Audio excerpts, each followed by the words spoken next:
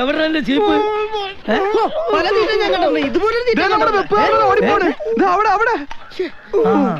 ഇത് നോക്കണല്ലോ.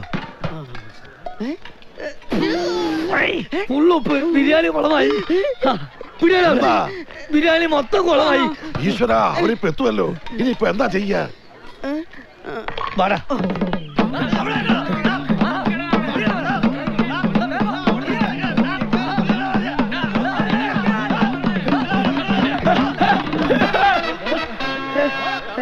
നിങ്ങളൊക്കെ ആരാ?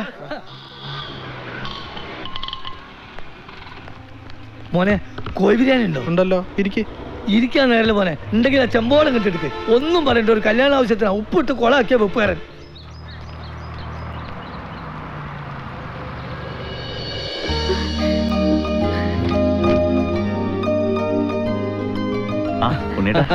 അതെ, ഒന്നും മനസ്സിൽ വെക്കരുത്.